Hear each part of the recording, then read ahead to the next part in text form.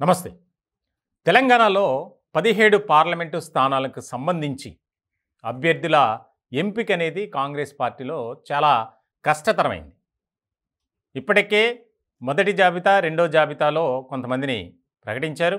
దీనికి సంబంధించి మొదటి జాబితాలో నలుగురు అయితే రెండో జాబితాలో 5గురు, తాజాగా మరో 4 పార్లమెంటు నియోజకవర్గాలకి అభ్యర్థులను ప్రకటించారు. ముఖ్యంగా మెదక్ నీలం మధు, అలాగే నిజామాబాద్కు సీనియర్ కాంగ్రెస్ నాయకులుగా ఉన్నటువంటి జీవన్ రెడ్డి, భువనగిరికి చామల కిరణ్ కుమార్ రెడ్డి, ఆదిలాబాద్కు సుగుణ, ఈ నలుగురిని ప్రకటించింది హైకమాండ్.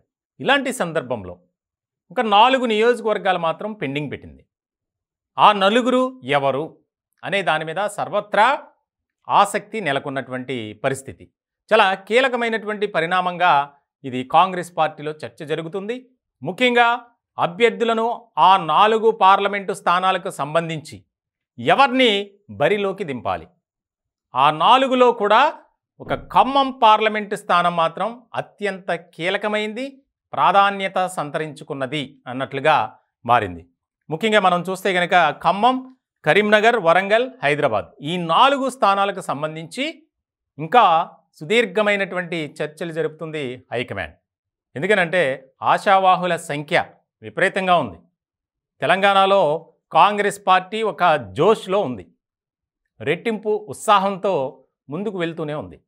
ఇలాంటి సందర్భంలో ఈ 4 పార్లమెంటు స్థానాలకు సంబంధించి అభ్యర్థుల ఎంపిక చాలా కీలకమైనదిగా భావిస్తుంది. ఇప్పటికే ఏదైతే 13 స్థానాలకి ప్రకటించినటువంటి అభ్యర్థులు ఉన్నారో వారిలో ఒక 3-4 స్థానాలకు సంబంధించి ఒక రకమైనటువంటి అసంతృప్తి ఉంది.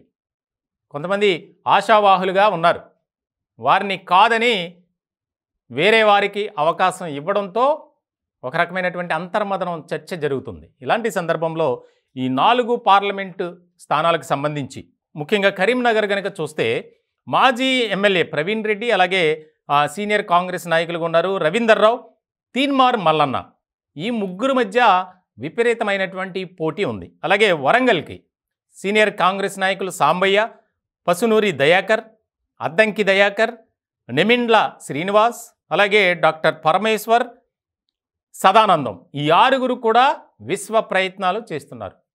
ఎవరికి వారే వారుకున్నటువంటి పరిచయాలతో ముందుకు వెళ్తున్నారు. కొంతమంది అయితే ఢిల్లీలోనే మకాం వేశారు. ఇక హైదరాబాద్ పార్లమెంటు స్థానానికి సంబంధించి ముఖ్యంగా బీజేపీ, బీఆర్ఎస్ చాలా కీలకంగా తీసుకున్నాయి. ఎందుకంటే హైదరాబాద్ పార్లమెంట్ అంటే ఎంఐఎంకు కంచుకోట, అక్కడ ఎవరు కూడా విజయం సాధించలేనటువంటి పరిస్థితి. ఇలాంటి క్రమంలో హైదరాబాద్ ఖచ్చితంగా గెలుచుకోవాలి, హైదరాబాద్ నగరంలో కాంగ్రెస్ జెండా ఎగురువేయాలి అనే దిశగా కూడా అక్కడ చర్యలు తీసుకుంటున్నారు. ముఖ్యంగా చర్చలు జరుపుతున్నారు. దానికి సంబంధించి ఎవరు అభ్యర్థి అనేది ఇంకా క్లారిటీ రాలేదు. ముఖ్యంగా అయితే మైనార్టీకి అవకాశం ఇవ్వాలి ఖచ్చితంగా అనేది ఎక్కువగా వినిపిస్తుంది. ఒకవేళ మైనార్టీకే కనుక ఇస్తే మస్కతి ఆలీ ఆయనకు అవకాశం ఇచ్చేటట్లు కనబడుతున్నారు. లేదంటే కనుక ఇప్పటికే ఒక రకమైనటువంటి పోటీ నెలకొంది. భారతీయ జనతా పార్టీ నుంచి ఒక మహిళను రంగంలోకి దింపింది. ఇట్లాంటి క్రమంలో ఒక బీసీ సామాజిక వర్గం నుంచి ఒక మహిళకు అవకాశం ఇస్తే ఎలా ఉంటుంది అనే దాని మీద కూడా సమాలోచనలు చేస్తుంది హైకమాండ్. ఇటువంటి సందర్భంలో ఈ 3 పార్లమెంటు స్థానాలు ఇలాగుంటే ఖమ్మం పార్లమెంటు స్థానంలో మాత్రం చాలా విపరీతమైనటువంటి పోటీ ఉన్నటువంటి పరిస్థితి చెప్పాలి. 8 మంది ఆశావాహులు వారి ప్రయత్నాలు చేస్తున్నారు. ప్రధానంగా తెలంగాణ డిప్యూటీ సీఎం మల్లు బట్టి విక్రమార్క భార్య నందిని, అలాగే మాజీ ఎంపీ సురేందర్ రెడ్డి కుమారుడు రఘురామరెడ్డి, ఆయన కూడా విశ్వ ప్రయత్నాలు చేస్తున్నారు. ఇక మంత్రులు తుమ్మల తనయుడు యుగంధర్, అలాగే మరొక మంత్రి పొంగులేటి శ్రీనివాసరెడ్డి సోదరుడు ప్రసాద్ రెడ్డి, ఆయన కూడా మాకు అవకాశం కల్పించాలని వారి ప్రయత్నాలు చేస్తున్నారు. ఇక ప్రముఖ వ్యాపారవేత్త వివి రాజేంద్ర ప్రసాద్, ఆయన కూడా ఢిల్లీ స్థాయిలో సంప్రదింపులు చర్చలు జరుపుతున్నారు. ఇక మాజీ ఎమ్మెల్సీ పొట్ల నాగేశ్వరరావు, అలాగే మానుకొండ రాధాకృష్ణ, వీరితో పాటు పార్టీలో ఎప్పటి నుంచో ఉన్నటువంటి వ్యక్తి, సీనియర్ నాయకులుగా గుర్తింపు తెచ్చుకున్నటువంటి వ్యక్తి సోనియా గాంధీ, ముఖ్యంగా గాంధీ కుటుంబంతో పరిచయం బాగా ఉన్నటువంటి వ్యక్తి, సాన్నిహిత సంబంధాలు కలిగినటువంటి వ్యక్తి వి హనుమంతరావు, ఆయన కూడా ఇంకా ట్రై చేస్తున్నారు. ఆల్రెడీ తాజాగా ముఖ్యమంత్రి రేవంత్ రెడ్డి దగ్గరికి ఆయన తీసుకొచ్చినటువంటి క్రమంలో ఆయన బుజ్జగించారు.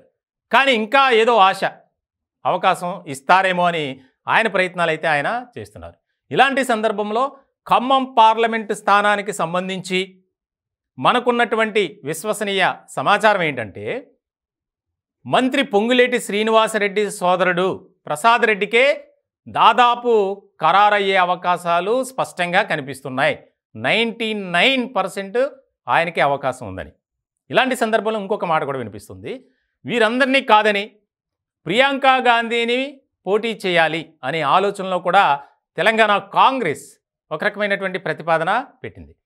ఇప్పటికే సోనియా గాంధీ అక్కడి నుంచి పోటీ చేయాలని అనుకున్నారు, కానీ ఆమె అంత ఆసక్తి చూపించలే ఖమ్మంలో పోటీ చేయడానికి. ఇటువంటి సందర్భంలో ఖమ్మం పార్లమెంటు స్థానానికి సంబంధించి ప్రియాంక గాంధీ పోటీ చేస్తే వీళ్ళంతా పక్కకు వెళ్తారు, ఇక్కడ ఉన్నటువంటి అసమ్మతి అసంతృప్తి అంతా ఒక రకమైనటువంటి చెక్ పెట్టవచ్చు అని భావించినటువంటి తెలంగాణలోని కాంగ్రెస్ నాయకులు ముఖ్యమైనటువంటి వారు, ముఖ్యంగా సీఎం రేవంత్ రెడ్డి ఆ దిశగా కూడా సంప్రదింపులు జరుపుతున్నారు. ఇలాంటి క్రమంలో ఒకవేళ ప్రియాంక గాంధీ కాకపోతే మంత్రి పొంగులేటి శ్రీనివాసరెడ్డి సోదరుడికే అవకాశం ఖచ్చితంగా లభిస్తుందనే మనం చెప్పాలి. ఎందుకంటే ఆయన చేసినటువంటి పార్టీకి కానీ పార్టీలో ఉన్నటువంటి నాయకులకు ఆయన సపోర్ట్ ఇచ్చినటువంటి విధానం అలాంటిది. ఎందుకంటే ఇప్పటికే మల్లు బట్టి విక్రమార్క ఫ్యామిలీలో మళ్ళీ ఖమ్మంకి కేటాయిస్తే కొంత అసంతృప్తి అనేది ఎక్కువ ఉంటుంది. ఎందుకంటే నాగర్ కర్నూలు స్థానం మల్లు రవికి ఇచ్చారు, మల్లు బట్టి విక్రమార్క సోదరుడైన.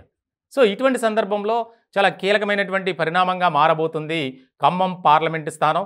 ముఖ్యంగా ఈ 4 స్థానాలు ఖమ్మం, కరీంనగర్, అలాగే వరంగల్, హైదరాబాద్, ఈ 4 స్థానాల్లో ఎవరు అభ్యర్థి అనేది ఇక్కడ చాలా ప్రాముఖ్యమైనటువంటి అంశంగా చర్చగా మారింది.